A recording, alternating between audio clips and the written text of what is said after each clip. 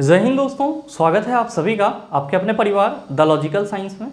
मैं हूं आलोक सिंह आतिश और आज के इस वीडियो सेशन में हम लोग डिस्कस करने वाले हैं group D 2018 shift wise science question discussion में 5 अक्टूबर के फर्स्ट शिफ्ट में पूछे गए 12 महत्वपूर्ण क्वेश्चन की। जी हाँ दोस्तों, ऐसे तो आपके इस शिफ्ट में टोटल 24 क्वेश्चन पूछे गए हैं, लेकिन आज के इस वीडियो सेशन में हम लोग मात्र 12 क्वेश्चन को ही सॉल्व करेंगे और बाकी के जो क्वेश्चन हैं उसको हम लोग अगले सेशन में करेंगे। साथ ही आपकी जानकारी के लिए बताना चाहूँगा कि आज के इस सेशन का जो भी क्वेश्चन है उसका पीडीएफ आपको कहाँ मिलेगा, ये हमारे टेलीग्राम ग्रुप से मिल जाएगा, जिसका लिंक मैंने नीचे डिस्क्रिप्शन में डाल दिया है, आप वहाँ से जाकर के ले सकते हैं। बहरहाल आइए अपने सेशन की शुरुआत करते हैं और चलते हैं पहले क्वेश्चन की तरफ। आपका जो पहला क्वेश्चन है आज के इस सेशन का, क्वेश्चन नंबर 1, क्या पूछा जा रहा है आपसे पूछा जा रहा है कि किसने विद्युत चुंबकत्व और प्रकाश के संयोजन द्वारा यह प्रदर्शित किया कि प्रकाश एक विद्युत चुंबकीय तरंग है। ऑप्शन दिया हुआ है आइजैक न्यूटन, दूसरा ऑप्शन है कार्लो रूबिया, तीसरा ऑप्शन है जेम्स मैक्सवेल, चौथा ऑप्शन है शेल्डन ग्लासो। क्या होगा इसका आंसर? आपसे क्वेश्चन करा जा रहा है कि इन चारों में से ऐसे कौन से वैज्ञानिक थे जिन्होंने विद्युत चुंबकत्व और प्रकाश के संयोजन से इस बात की पुष्टि की कि प्रकाश जो है वो एक विद्युत चुंबकीय तरंग है। आप कहेंगे गुरुजी हमको क्या मालूम कि ऐसे कौन से वैज्ञानिक थे। तो मेरे मित्र, यहाँ पे आप सबों को लाइट से संबंधित थोड़ा सा बेसिक कंसेप्ट को समझना होगा। ध्यान दीजिए, जब आपसे कोई ये पूछता है कि ये बताओ कि लाइट क्या है, प्रकाश क्या है, तो आप सभी क्या कहते हैं कि गुरुजी बड़े ही सरलता से कहते हैं कि प्रकाश एक प्रकार की ऊर्जा है जो हम लोगों को किसी भी वस्तु को देखने की अनुभूति प्रदान करती है। और साथ ही आप सभी क्या कहते हैं कि गुरुजी प्रकाश जो है वो एक विद्युत चुंबकीय अनुप्रस्थ तरंग है। प्रकाश क्या है? तो आप कहते हैं कि यह एक विद्युत चुंबकीय अनुप्रस्थ तरंग है। और मेरे मित्र, जब आपसे कोई ये पूछता है कि ये बताओ कि प्रकाश का नेचर कैसा होता है, तो आप सभी क्या कहते हैं कि गुरुजी जब हम लोग लाइट के नेचर की बात करते हैं तो हम सभी कहते हैं कि ये दोहरी प्रकृति वाले होते हैं। कैसा होता है? दोहरी प्रकृति वाला होता है, यानी कि डुअल नेचर वाला होता है। अब आप में से बहुत सारे मित्रों के मन में खटक रहा होगा कि गुरुजी प्रकाश को हम लोग क्यों कहते हैं कि ये दोहरी प्रकृति वाला होता है।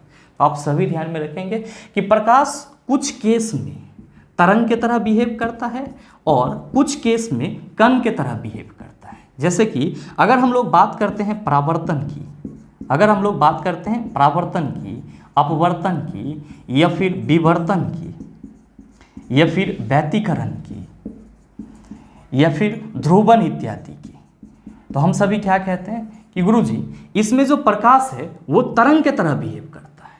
और अगर हम लोग बात करते हैं किसकी, तो प्रकाश विद्युत प्रभाव की। किसकी सर?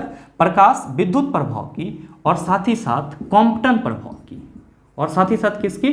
कॉम्पटन प्रभाव की। तो इसमें जो प्रकाश है वो किसके तरह बिहेव करता है? कण के तरह बिहेव करता है। और इसीलिए हम लोग क्या कहते हैं कि प्रकाश जो है वो दोहरी प्रकृति वाला होता है। चूंकि प्रकाश तरंग और कण दोनों के तरह बिहेव करता है, इसीलिए इसे क्या बोला जाता है? डुअल नेचर वाला बोला जाता है। मेरे मित्र, आप सभी यहाँ पे ध्यान में रखेंगे कि प्रकाश के तरंग सिद्धांत की व्याख्या प्रकाश के लिए तरंग सिद्धांत किस वैज्ञानिक ने दिया? तो प्रकाश के लिए तरंग सिद्धांत जो है वो हाइजेन नामक वैज्ञानिक ने दिया। किसने दिया? हाइजेन नामक वैज्ञानिक ने दिया। और जब हाइजेन ने अपना तरंग सिद्धांत दे दिया तो उसके बाद कौन आए थे? 1864 में जेम्स मैक्सवेल नामक वैज्ञानिक आए थे। कौन आए थे? जेम्स मैक्सवेल नामक वैज्ञानिक आए थे, जिन्होंने क्या करा था? तो जिन्होंने विद्युत चुंबकत्व और प्रकाश के संयोजन से अपना एक नियम बनाया। और इस नियम को इन्होंने क्या बोला? इस नियम को इन्होंने विद्युत चुंबकीय गणितीय सिद्धांत बताया। क्या बताया? विद्युत चुंबकीय गणितीय सिद्धांत बताया। और इन्होंने अपने इस सिद्धांत के सहारे इस बात की पुष्टि की कि वास्तव में प्रकाश जो है वो तरंग की तरह बिहेव करता है। और इन सिद्धांत से हाइजेन का जो तरंग सिद्धांत था इसको और ज़्यादा क्या हो गया? बल मिल गया। तो आप सभी क्या ध्यान में रखेंगे? आप सभी ध्यान में रखेंगे कि प्रकाश के लिए तरंग सिद्धांत हाइजेन के द्वारा दिया गया, लेकिन 1864 में जेम्स मैक्सवेल ने क्या करा? तो विद्युत चुंबकत्व और प्रकाश के संयोजन से अपना एक अलग सिद्धांत बनाया, जिसको विद्युत चुंबकीय गणितीय सिद्धांत या विद्युत चुंबकत्व गणितीय सिद्धांत कहा जाता है। और इस सिद्धांत से जो हाइजेन का तरंग सिद्धांत था इसको बहुत ज़्यादा बल मिला कि हाँ, वास्तव में प्रकाश जो है वो तरंग की तरह बिहेव करता है। तो आपसे जो क्वेश्चन करा जा रहा है कि किसने विद्युत चुंबकत्व और प्रकाश के संयोजन द्वारा यह प्रदर्शित किया कि प्रकाश एक विद्युत चुंबकीय तरंग है, तो आप कहेंगे कि गुरुजी विद्युत चुंबकत्व और प्रकाश के संयोजन से तो जेम्स मैक्सवेल ने विद्युत चुंबकीय गणितीय सिद्धांत दिया, और ये विद्युत चुंबकीय गणितीय सिद्धांत कहीं ना कहीं हाइजेन के तरंग सिद्धांत को क्या कर रहा था, तो और ज्यादा बल दे रहा था कि प्रकाश जो है वो तरंग की तरह बिहेव करता है, या प्रकाश जो है वो तरंग के रूप में गमन करता है। हम ये कह सकते हैं कि हमसे जो क्वेश्चन करा जा रहा है कि कौन से ऐसे वैज्ञानिक थे जिन्होंने विद्युत चुंबकत्व और प्रकाश के संयोजन से इस बात को प्रदर्शित किया कि प्रकाश एक विद्युत चुंबकीय तरंग है, तो हम कह सकते हैं जेम्स मैक्सवेल। किसके अनुसार? ऑप्शन के अनुसार। तो सही ऑप्शन क्या होगा? आप कहेंगे गुरुजी ऑप्शन नंबर सी हो जाएगा। लेकिन मेरे मित्र आप सभी यहाँ पे फरकेट करके अलग अलग करके इस बात को अपने माइंड में रखेंगे कि जब भी आपसे क्वेश्चन ये पूछा जाएगा कि निम्नलिखित में से किस वैज्ञानिक ने प्रकाश के लिए तरंग सिद्धांत दिया, आप कहेंगे हाइजेन। और साथ ही अगर आपसे क्वेश्चन ये पूछा जाए कि निम्नलिखित में से ऐसे कौन से वैज्ञानिक थे जिनका सिद्धांत हाइजेन के तरंग सिद्धांत को बल देता है, तो आप कहेंगे जेम्स मैक्सवेल। तो आप सभी हमेशा इस चीज को अपने माइंड में रखिएगा। साथ ही आप सभी अपने माइंड में ये भी रखेंगे कि प्रकाश 7 रंगों का मिश्रण होता है। इस बात को किसने बताया था? तो न्यूटन ने बताया था। उम्मीद करते हैं समझ पाए होंगे। चलते हैं अगले क्वेश्चन की तरफ। आपका जो अगला क्वेश्चन है क्वेश्चन नंबर 2, बड़ा ही हलवा टाइप सवाल। आपसे पूछा जा रहा है कि कार्बन का परमाणु द्रव्यमान 12 है, कार्बन के 24 ग्राम में अणुओं की संख्या होगी, बताइए ना बनेगा? आप कहेंगे गुरुजी आसानी से बन जाएगा। हमसे क्वेश्चन करा जा रहा है कि कार्बन का परमाणु द्रव्यमान 12 है, जो कि हम सबों को मालूम है कि कार्बन का एटॉमिक नंबर 6 होता है और एटॉमिक मास 12 होता है। और हमसे पूछा जा रहा है कि 24 ग्राम कार्बन में कार्बन के कितने अणु होंगे। तो हम सभी क्या कहेंगे कि गुरुजी इसको 24/12 कर देंगे, 12 दूना 24 होता है। तो हम ये कह सकते हैं कि 24 ग्राम कार्बन में कार्बन के 2 अणु होंगे। तो आप बताओ कि सही आंसर क्या होगा? आप कहेंगे गुरुजी option number A is the right answer of this question. उम्मीद करते हैं समझ पाए होंगे। चलते हैं अगले क्वेश्चन की तरफ। आपका जो अगला क्वेश्चन है क्वेश्चन नंबर 3, क्या पूछा जा रहा है आपसे?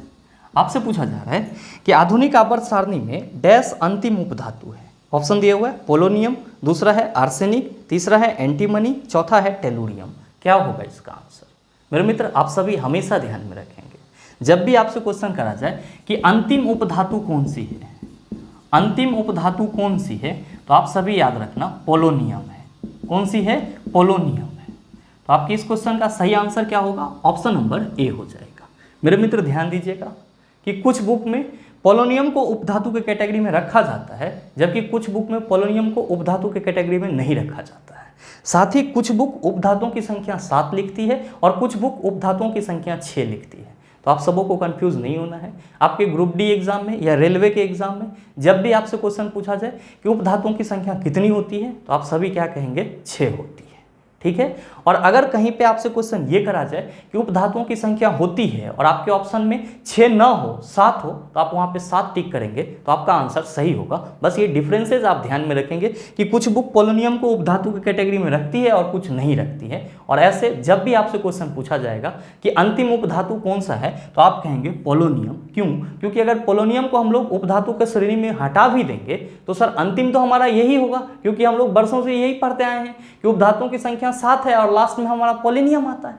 तो आप सभी इस चीज को अपने माइंड में हमेशा सेट रखेंगे कि अंतिम उपधातु की बात की जाएगी, कहेंगे पोलोनियम। उपधातुओं की कुल संख्या, तो आप कहेंगे 6। और अगर आपके ऑप्शन में कहीं पे भी 6 ना दे करके 7 दिया हुआ है, तब आप वहां पे 7 टिक करेंगे, तो आपका आंसर सही हो जाएगा। आप में से बहुत सारे मित्रों के मन में चल रहा होगा कि गुरुजी ये उपधातु क्या होता है। तो भाई मेरे, मैंने पीछे के सेशन में आपको बताया है कि वैसा तत्व जिसका प्रॉपर्टीज धातु और अधातु दोनों के बीच में होता है, यानी कि वैसा तत्व जो धातु और अधातु दोनों की तरह बिहेव करता है, उसको क्या बोला जाता है? उपधातु बोला जाता है। और साथ ही ध्यान में रखेंगे कि उपधातु का इस्तेमाल किसको बनाने में किया जाता है? तो अर्धचालक यानी कि सेमीकंडक्टर बनाने में किया जाता है। उम्मीद करते हैं समझ पाए होंगे। चलते हैं अगले क्वेश्चन की तरफ। आपका जो अगला क्वेश्चन है क्वेश्चन नंबर 4, क्या पूछा जा रहा है आपसे? आपसे पूछा जा रहा है कि किसी पदार्थ का प्रति इकाई आयतन पर द्रव्यमान क्या कहलाता है। ऑप्शन दिया हुआ है ऊर्जा, दूसरा ऑप्शन है द्रव्यमान, तीसरा ऑप्शन है घनत्व और चौथा ऑप्शन है द्रव। क्या होगा इसका आंसर? आपसे क्वेश्चन करा जा रहा है कि किसी पदार्थ का प्रति इकाई आयतन पर द्रव्यमान क्या कहलाता है। आप सभी क्या कहते हैं कि गुरुजी जब हम लोग डेंसिटी की बात करते हैं, किसकी बात करते हैं, डेंसिटी यानी कि घनत्व की बात करते हैं, तो हम सभी क्या कहते हैं कि गुरुजी इसका फॉर्मूला होता है मास बटा वॉल्यूम। क्या होता है फॉर्मूला, मास बटा वॉल्यूम। और इसी को हम लोग क्या पढ़ते हैं, तो प्रति इकाई आयतन पर द्रव्यमान पढ़ते हैं। तो आपसे जो क्वेश्चन करा जा रहा है कि किसी पदार्थ का प्रति इकाई आयतन पर द्रव्यमान क्या कहलाता है, आप कहेंगे गुरुजी प्रति इकाई आयतन पर द्रव्यमान तो घनत्व के लिए फार्मूला हो जाता है, तो हम ये कह सकते हैं कि घनत्व कहलाता है, बिल्कुल कह सकते हैं सर। तो इस हिसाब से आपके इस क्वेश्चन का सही आंसर क्या होगा, आप कहेंगे घनत्व हमारे ऑप्शन सी में दिया हुआ है, इसीलिए हमारा सही आंसर ऑप्शन नंबर सी हो जाएगा। मेरे मित्र ध्यान में रखेंगे, अगर आपसे क्वेश्चन ये पूछा जाए, ये बताओ कि घनत्व का एसआई यूनिट क्या होता है, घनत्व का एसआई यूनिट क्या होता है, तो आप सभी याद रखना, यहाँ पे ऊपर में मास है तो मास के लिए यूनिट केजी लिखते हैं, और वॉल्यूम है इसके लिए यूनिट हम लोग मीटर क्यूब लिखते हैं। तो हम सभी कह सकते हैं कि जो घनत्व है इसका एसआई यूनिट केजी पर मीटर क्यूब होता है। क्या होता है, केजी पर मीटर क्यूब होता है। और अगर आपसे क्वेश्चन ये पूछा जाए कि इसका डायमेंशनल फार्मूला यानी कि बीमीय सूत्र क्या होता है, तो आप क्या कहेंगे कि गुरुजी मास के लिए तो हम लोग m यूज करेंगे, और यहाँ पे ये मीटर क्यूब है, तो कहीं ना कहीं हम कह सकते हैं कि जो मीटर है वो लंबाई के लिए यूज किया जाता है। तो हम ये कह सकते हैं कि गुरुजी ये हो जाएगा m बटा L⁻3। और साथ ही अगर हम लोग L⁻3 को ऊपर ले जाएंगे तो आप कहेंगे ब्रैकेट बंद करके mL⁻3 - 3 लिख दीजिए, ये क्या हो जाएगा हमारा, तो घनत्व के लिए डायमेंशनल फार्मूला हो जाएगा। उम्मीद करते हैं समझ पाए होंगे। चलते हैं अगले क्वेश्चन की तरफ। आपका जो अगला क्वेश्चन है, क्वेश्चन नंबर 5, क्या पूछा जा रहा है आपसे, आपसे पूछा जा रहा है कि निम्नलिखित में से कौन सा विकल्प हाइड्रोजन परमाणुओं का सही अवरोही क्रम दर्शाता है। ऑप्शन दिया हुआ है एल्काइन, एल्कीन, एल्केन, दूसरा ऑप्शन है एल्केन, एल्काइन, एल्कीन, तीसरा ऑप्शन है एल्कीम, एल्काइन, एल्केन, चौथा ऑप्शन है एल्केन, एल्कीन, एल्काइन। क्या होगा इसका आंसर, आपसे क्वेश्चन करा जा रहा है कि आपके इन चारों ऑप्शन में से कौन सा हाइड्रोजन परमाणु का सही अवरोही क्रम दर्शा रहा है। आप क्या कहेंगे कि गुरुजी ये बताओ कि अवरोही क्रम का मतलब क्या होता है। तो मेरे मित्र आप सभी ध्यान में रखेंगे कि अवरोही क्रम का मतलब होता है डिसेंडिंग ऑर्डर, जिसको हम लोग क्या कहते हैं, घटते क्रम कहते हैं, और इसमें हम लोग बड़ा से छोटा की तरफ चलते हैं। तो आपसे ये पूछा जा रहा है कि जो एल्केन है और साथ ही साथ जो एल्काइन है और साथ ही साथ जो एल्कीन है, इन तीनों में हाइड्रोजन परमाणु का अवरोही क्रम क्या होता है। तो आप सभी क्या कहेंगे, आप सभी कहेंगे कि गुरुजी अगर हम लोग बात करें एल्केन के जनरल फार्मूला की, तो हम लोग क्या कहते हैं कि CnH2n+2 होता है। एल्केन का सामान्य सूत्र क्या होता है, CnH2n+2 होता है। साथ ही अगर हम लोग बात करें एल्कीन की, तो आप सभी क्या कहते हैं कि गुरुजी इसका जनरल फार्मूला CnH2n होता है। और अगर हम लोग बात करें एल्काइन की, तो इसका जनरल फार्मूला क्या होता है, CnH2n-2 होता है। आप इस तीनों जनरल फार्मूला से क्या अंदाजा लगा रहे हैं, आप कहेंगे कि गुरुजी हम ये अंदाजा लगा रहे हैं कि एल्केन में जो है वो हाइड्रोजन परमाणु की संख्या ज़्यादा होती है। क्यों, क्योंकि यहाँ पे H2n+2 है, यानी कि जितना हमारा n होगा उसका 2 गुना, और उसमें 2 जोड़ेंगे तो सर उतना क्या होगा, हमारा हाइड्रोजन होगा। तो सबसे ज़्यादा हाइड्रोजन आपका किस में है, आप कहेंगे एल्केन में है। एल्केन से कम किस में है, तो आप कहेंगे गुरुजी यहाँ से +2 हटाया गया है, यानी कि एल्कीन का जनरल फार्मूला CnH2n है। तो हम ये कह सकते हैं कि एल्केन के बाद जो कम हाइड्रोजन है वो किस में है, तो आप कहेंगे कि एल्कीन में है। और ध्यान देंगे कि यहाँ पे आपका एल्काइन में CnH2n-2 लिखा हुआ है, यानी कि n का जो 2 गुना है वो तो है ही, लेकिन इसमें से 2 हाइड्रोजन को हटा लिया जा रहा है, यानी कि सबसे कम हाइड्रोजन आपका किस में है, सबसे कम आपका हाइड्रोजन किस में है, आप कहेंगे गुरुजी एल्काइन में है। तो आपसे क्वेश्चन करा जा रहा है कि हाइड्रोजन परमाणु का सही अवरोही क्रम आपके इन चारों ऑप्शन में से कौन सा है। तो आप क्या कहेंगे कि गुरुजी अवरोही क्रम में अभी जस्ट आपने बताया कि घटते क्रम होता है, बड़ा से छोटा की ओर चलते हैं। तो हम लोग यहाँ पे कैसे चलेंगे, तो सबसे ज्यादा परमाणु से सबसे कम परमाणु की ओर चलेंगे। कौन से परमाणु, तो हाइड्रोजन परमाणु। तो आप देख लीजिए कि सबसे ज्यादा हाइड्रोजन परमाणु किस में है, आप कहेंगे एल्केन में। तो पहले हमारा कौन आएगा, आप कहेंगे एल्केन आएगा। उससे कम किस में है, आप कहेंगे एल्कीन में। तो इसके बाद हम लोग क्या लिखेंगे, एल्कीन लिखेंगे। और सबसे कम किस में है, तो आप कहेंगे गुरुजी एल्काइन में। तो फिर हम लोग क्या लिखेंगे, एल्काइन लिखेंगे। यानी कि आपसे जो क्वेश्चन करा जा रहा है कि हाइड्रोजन परमाणु का सही अवरोही क्रम आपके इन चारों ऑप्शन में से कौन सा है, तो आप कहेंगे कि गुरुजी जिस ऑप्शन में पहले एल्केन लिखा होगा, एल्कीन लिखा होगा बाद में, और फिर बाद में एल्काइन लिखा होगा, वो क्या होगा, तो हाइड्रोजन परमाणु का सही अवरोही क्रम होगा। और आप क्या कहेंगे कि गुरुजी सेम चीज हमारे ऑप्शन नंबर डी में लिखा हुआ है, तो बिल्कुल आपके इस क्वेश्चन का सही आंसर ऑप्शन नंबर डी हो जाएगा। उम्मीद करते हैं समझ पाए होंगे। चलते हैं अगले क्वेश्चन की तरफ। आपका जो अगला क्वेश्चन है क्वेश्चन नंबर 6, क्या पूछा जा रहा है आपसे पूछा जा रहा है कि ब्रह्मांड की प्रत्येक वस्तु एक बल के साथ प्रत्येक अन्य वस्तु को आकर्षित करती है जो होता है। बताइए ये क्वेश्चन आपसे सॉल्व ना होगा, आसानी से सॉल्व हो जाएगा। और सही आंसर क्या होगा नीचे कमेंट करके ज़रूर बताइएगा, आपके कमेंट का इंतजार रहेगा। बहरहाल चलते हैं अगले क्वेश्चन की तरफ। आपका जो अगला क्वेश्चन है क्वेश्चन नंबर 7, क्या पूछा जा रहा है आपसे पूछा जा रहा है कि डैश की खोज बाद में हुई थी और इसे इक्का सिलिकॉन से बदल दिया गया था। ऑप्शन दिया हुआ है रूबिडियम, दूसरा ऑप्शन है स्कैंडियम, तीसरा ऑप्शन है जर्मेनियम, चौथा ऑप्शन है गैलियम। क्या होगा इसका आंसर?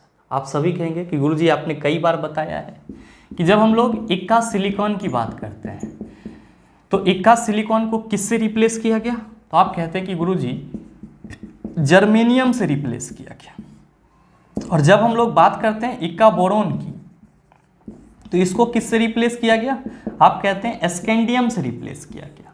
और जब हम लोग बात करते हैं इक्का एल्यूमिनियम की तो हम सभी क्या कहते हैं कि गुरुजी इसको गैलियम से रिप्लेस किया गया। तो आपसे जो क्वेश्चन करा जा रहा है कि डैश की खोज बाद में हुई थी और इसे इक्का सिलिकॉन से बदल दिया गया, आप सभी कहेंगे कि गुरुजी इक्का सिलिकॉन को जर्मेनियम से बदल दिया गया। तो हमारे इस क्वेश्चन का सही आंसर क्या होगा, आप कहेंगे option number C is the right answer of this question. ध्यान में रखिएगा, अगर आपसे क्वेश्चन करा जाए कि इक्का बोरोन किससे रिप्लेस किया गया, आप कहेंगे स्कैंडियम से, और इक्का एल्युमिनियम किससे रिप्लेस किया गया, आप कहेंगे गैलियम से। उम्मीद करते हैं समझ पाए होंगे। चलते हैं अगले क्वेश्चन की तरफ। आपका जो अगला क्वेश्चन है क्वेश्चन नंबर 8, क्या पूछा जा रहा है आपसे पूछा जा रहा है कि खारे पानी में पैदा होने वाले पौधे कहलाते हैं। ऑप्शन दिया हुआ है हाइड्रोफाइटा, दूसरा ऑप्शन है हेलोफाइटा, तीसरा ऑप्शन है मैक्रोफाइटा, चौथा ऑप्शन है जेरोफाइटा। क्या होगा इसका आंसर? आप सभी ध्यान में रखेंगे, जब भी आपसे क्वेश्चन पूछा जाए तो आप क्या कहेंगे कि खारे पानी में उत्पन्न होने वाला पौधा क्या कहलाता है? तो आप सभी ध्यान में रखना कि हेलोफाइटा कहलाता है। क्या कहलाता है? हेलोफाइटा कहलाता है। तो आपसे जो क्वेश्चन करा जा रहा है कि खारे पानी में पैदा होने वाले पौधे कहलाते हैं, आप कहेंगे हेलोफाइटा, और आपके इस क्वेश्चन का सही आंसर ऑप्शन नंबर बी हो जाएगा। आप सबों के मन में चल रहा होगा कि गुरुजी हमारे ऑप्शन में तो हाइड्रोफाइटा भी दिया हुआ है। तो मेरे मित्र आप सभी ध्यान में रखेंगे कि हाइड्रो नाम से यह स्पष्ट है, जल, तो हाइड्रोफाइटा जो है इसी को एक्वाटिक प्लांट बोला जाता है, यानी कि जलीय पौधा बोला जाता है। तो आप सभी ध्यान में रखेंगे कि वैसा पौधा जो जल में उगता है उसे हाइड्रोफाइटा बोला जाता है, या फिर इसी को एक्वाटिक प्लांट बोला जाता है। और खारे पानी में उगने वाले पौधा को क्या कहते हैं? हेलोफाइटा कहते हैं। आप कहेंगे कि गुरुजी हमारे ऑप्शन में मैक्रोफाइटा भी दिया हुआ है। तो आप सभी ध्यान में रखेंगे कि मैक्रोफाइटा जो है ये जलीय बॉडी या फिर उसके आसपास में उगने वाला पौधा होता है जो कि नंगी आंखों से देखा जा सकता है। और साथ ही आप कहेंगे कि गुरुजी हमारे ऑप्शन में तो जेरोफाइटा दिया हुआ है। तो मेरे मित्र इसी को हम लोग इंग्लिश में कुछ इस तरह से लिखते हैं, और आप सभी ध्यान में रखेंगे कि जो मरुस्थल में या शुष्क क्षेत्र में उगने वाले पौधे होते हैं उसी को क्या बोला जाता है? जेरोफाइटा बोला जाता है, या हिंदी में मरुद्भिद बोला जाता है। तो कोई भी आपसे पूछे कि ये बताओ कि जेरोफाइटा क्या है, तो आप कहेंगे कि मरुस्थल में उगने वाले पौधे को जेरोफाइटा बोला जाता है। हेलोफाइटा क्या है? तो खारा पानी में उगने वाला पौधा हेलोफाइटा कहलाता है। जल में उगने वाला पौधा हाइड्रोफाइटा कहलाता है। मैक्रोफाइटा क्या होता है? ये जलीय बॉडी के आसपास ही उगने वाला पौधा होता है जिसे नंगी आंखों से देखा जा सकता है। उम्मीद करते हैं समझ पाए होंगे। चलते हैं अगले क्वेश्चन की तरफ। आपका जो अगला क्वेश्चन है क्वेश्चन नंबर 9, क्या पूछा जा रहा है आपसे पूछा जा रहा है कि 3 kg की एक पिस्तौल से 150 मीटर पर सेकेंड वेग से 20 ग्राम की एक गोली क्षैतिज रूप से चलाई गई है। पिस्तौल का प्रतिघाती वेग कितना है? ऑप्शन है -1.25 मीटर पर सेकेंड, दूसरा ऑप्शन है -1.0 मीटर पर सेकेंड, तीसरा है -1.5 मीटर पर सेकेंड, और चौथा है 2.0 मीटर पर सेकेंड। बताइए ना सॉल्व होगा? आप कहेंगे गुरुजी आसानी से सॉल्व हो जाएगा, कल भी आपने बताया है। क्या बताया मैंने कि प्रतिघाती वेग के लिए फॉर्मूला होता है v equals to minus M V बटा एम, जहाँ पे आप सभी क्या कहते हैं कि गुरुजी छोटा वाला m जो है वो गोली का द्रव्यमान है। आपके क्वेश्चन में गोली का द्रव्यमान कितना दिया हुआ है? 20 ग्राम दिया हुआ है। यही आपका केजी में क्या हो जाएगा? तो आप कहेंगे कि गुरुजी ये 0.02 केजी हो जाएगा।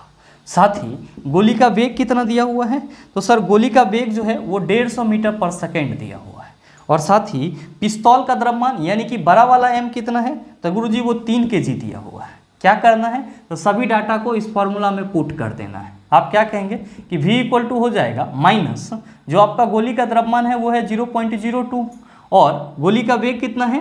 150 मीटर पर सेकेंड, और साथ ही बटा क्या हो जाएगा? तो आप कहेंगे पिस्तौल का द्रव्यमान, तो लीजिए बटा 3 कर देते हैं, पॉइंट हटाएंगे तो नीचे क्या हो जाएगा? आप कहेंगे 2 को 0, ये 150 दूना क्या हो जाएगा? 300, ये 2 और 2 कैंसिल हो जाएगा। v इक्वल टू क्या हो जाएगा? माइनस 1.0 मीटर पर सेकेंड, यानी कि प्रतिघाती जो वेग होगा वो कितना होगा? माइनस 1.0 मीटर पर सेकेंड होगा।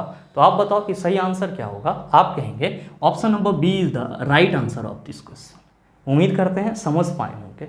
चलते हैं अगले क्वेश्चन की तरफ। आपका जो अगला क्वेश्चन है क्वेश्चन नंबर 10, क्या पूछा जा रहा है आपसे? आपसे पूछा जा रहा है कि 10 वोल्ट के विभवांतर वाले 2 बिंदुओं पर 2 कूलम के आवेश को हस्तांतरित करने के लिए कितना काम करना पड़ता है? ऑप्शन दिया हुआ है 20 पास्कल, दूसरा ऑप्शन है 20 जूल, तीसरा ऑप्शन है 20 न्यूटन, चौथा ऑप्शन है 20 कूलम। आप क्या कहेंगे कि गुरुजी हम लोगों ने फार्मूला पढ़ा है। क्या पढ़ा है? कि विभवांतर इक्वल टू फार्मूला होता है कार्य बटा आवेश। क्या होता है फार्मूला? कार्य बटा आवेश। और हमारे क्वेश्चन में विभवांतर कितना दिया हुआ है? तो गुरुजी विभवांतर दिया हुआ है 10 वोल्ट। हमको क्या निकालना है? कार्य निकालना है। जबकि आवेश कितना है? तो 2 कूलम है। कार्य इक्वल टू क्या हो जाएगा? आप कहेंगे 20 जूल हो जाएगा। तो देख लीजिए 20 जूल आपके किस ऑप्शन में है? आप कहेंगे कि गुरुजी दूसरे ऑप्शन में है। तो बिल्कुल आपके इस क्वेश्चन का सही आंसर ऑप्शन नंबर बी हो जाएगा। तो जब भी आपसे इस प्रकार का क्वेश्चन पूछा जाएगा बस आप ये वाला फार्मूला याद रखेंगे, आपका काम बन जाएगा। उम्मीद करते हैं समझ पाए होंगे। चलते हैं अगले क्वेश्चन की तरफ। आपका जो अगला क्वेश्चन है क्वेश्चन नंबर 11, क्या पूछा जा रहा है आपसे? आपसे पूछा जा रहा है कि डैश बुझे हुए चूने का रासायनिक नाम है। ऑप्शन दिया हुआ है कैल्शियम कार्बोनेट, दूसरा ऑप्शन है कैल्शियम हाइड्रोक्साइड, तीसरा ऑप्शन है कैल्शियम क्लोराइड और चौथा ऑप्शन है कैल्शियम ऑक्साइड। बताइए ना सॉल्व होगा? कल ही मैंने आपको बताया है कि जब भी आपसे क्वेश्चन करा जाए कि अनबुझा चूना, अनबुझा चूना, तो आप क्या कहेंगे? आप कहेंगे कैल्शियम ऑक्साइड। क्या कहेंगे? Calcium oxide. फॉर्मूला क्या होता है? CaO। और जब भी बात करा जाएगा बुझा हुआ चूना, बुझा हुआ चूना, तब आप क्या कहेंगे? आप कहेंगे कैल्शियम हाइड्रोक्साइड। क्या कहेंगे? Calcium hydroxide. फॉर्मूला क्या होता है? CaOH2। तो आपसे जो क्वेश्चन करा जा रहा है कि डैश बुझे हुए चूने का रासायनिक नाम है, आप सभी कहेंगे कैल्शियम हाइड्रोक्साइड, और इसीलिए हमारे इस क्वेश्चन का सही आंसर ऑप्शन नंबर बी हो जाएगा। बहुत सारे मित्रों के मन में चल रहा होगा कि गुरुजी हमारे ऑप्शन में कैल्शियम कार्बोनेट दिया हुआ है, ये तो रासायनिक नाम है, फॉर्मूला क्या होगा? कल भी मैंने आपको बताया है कि CaCO3 को क्या बोला जाता है? कैल्शियम कार्बोनेट बोला जाता है। आप कहेंगे कि गुरुजी हमारे ऑप्शन में कैल्शियम क्लोराइड है, कल भी मैंने आपको फॉर्मूला बताया है CaCl2, और आपके अगले ऑप्शन में कैल्शियम ऑक्साइड है। आप क्या कहेंगे कि गुरुजी यहाँ ना लिखें कैल्शियम ऑक्साइड का फॉर्मूला CaO और कैल्शियम हाइड्रोक्साइड CaOH2। उम्मीद करते हैं समझ पाए होंगे। चलते हैं अगले क्वेश्चन की तरफ। आपका जो अगला क्वेश्चन है क्वेश्चन नंबर 12, क्या पूछा जा रहा है आपसे? आपसे पूछा जा रहा है कि MnO2 प्लस 4HCl जब एक दूसरे के साथ रिएक्ट करता है तब ये MnCl2 plus H2O plus Cl2 बनाता है। दी गई अभिक्रिया डैश अभिक्रिया का एक उदाहरण है। ऑप्शन दिया हुआ है संयोजन, दूसरा है विस्थापन, तीसरा है दोहरा विस्थापन, चौथा है रेडॉक्स। क्या होगा इसका आंसर? मेरे मित्र आपको यहाँ पे एक केमिकल रिएक्शन दिया गया है जिसमें मैंगनीज ऑक्साइड 4HCl के साथ रिएक्ट करके क्या बना ले रहा है? तो MnCl2 मैंगनीज क्लोराइड और साथ ही साथ H2O और साथ ही क्लोरीन गैस रिलीज हो रहा है। तो आपसे ये पूछा जा रहा है कि ये जो अभिक्रिया है ये किस प्रकार की अभिक्रिया है? आप क्या कहेंगे कि गुरुजी अभिक्रिया देखने से ही लग रहा है कि इसमें ऑक्सीडेशन और रिडक्शन दोनों हो रहा है। बहुत सारे मित्र कहेंगे कि कैसे हो रहा है? तो ध्यान दीजिएगा कि यहाँ पे जो मैंगनीज ऑक्साइड है इससे ऑक्सीजन बाहर निकल के किसके साथ जुड़ रहा है? तो गुरुजी हाइड्रोजन के साथ जुड़ जा रहा है, जबकि मैग्नीज के साथ क्लोरीन जुड़ जा रहा है। तो हम लोग क्या कहेंगे कि यहाँ पे मैग्नीज ऑक्साइड से ऑक्सीजन बाहर निकल रहा है। और मैंने कई बार बताया है कि अगर किसी यौगिक से किसी अभिक्रिया में ऑक्सीजन क्या होता है, हट जाता है, तब उस यौगिक का क्या हो जाता है? तो आप कहेंगे रिडक्शन हो जाता है। तो यहाँ पे जो मैग्नीज ऑक्साइड जो है उसका रिडक्शन हो रहा है, तो क्या बन रहा है? मैग्नीज क्लोराइड बन रहा है। तो आप ये कह सकते हैं कि गुरुजी यहाँ पे रिडक्शन हो रहा है। ध्यान दीजिएगा, काहे हो रहा है? तो ऑक्सीजन में हट रहा है, केकरा साथ जुड़ जा रहा है? तो हाइड्रोजन के साथ जुड़ जा रहा है। ध्यान देंगे कि यहाँ पे जो ये HCl है, इसमें हाइड्रोजन के साथ ऑक्सीजन जुड़ रहा है, और ये ऑक्सीजन जुट करके क्या बना ले रहा है? H2O बना ले रहा है। मतलब ये हुआ कि HCl का क्या हो रहा है? HCl का ऑक्सीडेशन हो रहा है। HCl का क्या हो रहा है? ऑक्सीडेशन हो रहा है। काहे? तो HCl में जो कंपोनेंटल फैक्टर हाइड्रोजन है उसके साथ ऑक्सीजन आके जुट जा रहा है। और आप क्या देख रहे हैं कि आपके इस अभिक्रिया में रिडक्शन और ऑक्सीडेशन दोनों साथ हो रहा है। और आपने कई दफा पढ़ा है कि वैसा केमिकल रिएक्शन जिसमें ऑक्सीडेशन एवं रिडक्शन दोनों होता है उसको क्या बोला जाता है? रेडॉक्स रिएक्शन बोला जाता है। तो आप क्या कहेंगे कि गुरुजी ये जो अभिक्रिया है वो किसका उदाहरण है? आप कहेंगे रेडॉक्स रिएक्शन का उदाहरण है। किसका उदाहरण है? रेडॉक्स रिएक्शन का उदाहरण है। तो आपसे जो क्वेश्चन करा जा रहा है उसका सही आंसर क्या होगा? आप कहेंगे ऑप्शन नंबर डी हो जाएगा। बहुत सारे मित्रों के मन में आ रहा होगा कि गुरुजी हमारे ऑप्शन में संयोजन अभिक्रिया है। तो मेरे मित्र आप सभी ध्यान में रखेंगे कि वैसी रासायनिक अभिक्रिया जिसमें दो पदार्थ आपस में जुट करके एकल प्रतिफल का निर्माण करता है उसे ही क्या कहा जाता है? संयोजन अभिक्रिया कहा जाता है। आप कहेंगे गुरुजी ऑप्शन में विस्थापन अभिक्रिया है। तो आप सभी ध्यान में रखेंगे कि वैसी रासायनिक अभिक्रिया जिसमें किसी मोर रिएक्टिव एलिमेंट के द्वारा लेस रिएक्टिव एलिमेंट को डिस्प्लेस किया जाता है, क्या बोला जाता है? विस्थापन अभिक्रिया बोला जाता है। आप कहेंगे गुरुजी ऑप्शन में तो दोहरे विस्थापन अभिक्रिया है। तो भाई मेरे इसी को डबल डिस्प्लेसमेंट रिएक्शन बोलते हैं। और आप सभी ध्यान में रखेंगे कि आयनों के विनिमय से जो रासायनिक अभिक्रिया होती है उसी को क्या बोला जाता है? सर दोहरा विस्थापन अभिक्रिया या डबल डिस्प्लेसमेंट रिएक्शन बोला जाता है। मेरे मित्र आज के इस सेशन को हम लोग यहीं तक रखेंगे और उम्मीद करते हैं यहाँ तक के जितने भी क्वेश्चन थे उन सभी को आप आसानी से समझ पाए होंगे। अब आपको इस टाइप का प्रश्न दोबारा दे दिया जाए तो मेरे ख्याल से आप उसका जवाब भी आसानी से दे सकते हैं। साथ ही उम्मीद ये भी करते हैं कि ये वीडियो आपको अच्छा लगा होगा। अगर आपको वीडियो अच्छा लगा तो वीडियो को लाइक कीजिएगा, ज़्यादा से ज़्यादा शेयर कीजिएगा। और हाँ, अगर आप चैनल पे नए हैं तो सब्सक्राइब करके बेल आइकन दबा लीजिएगा ताकि इस तरह के एग्जाम रेलेवेंट वीडियो का नोटिफिकेशन सबसे पहले आपके पास पहुँचे और आप उसको सबसे पहले देख पाओ। मिलते हैं फिर अगले सेशन में, तब तक के लिए best of luck. Thank you, have a nice day.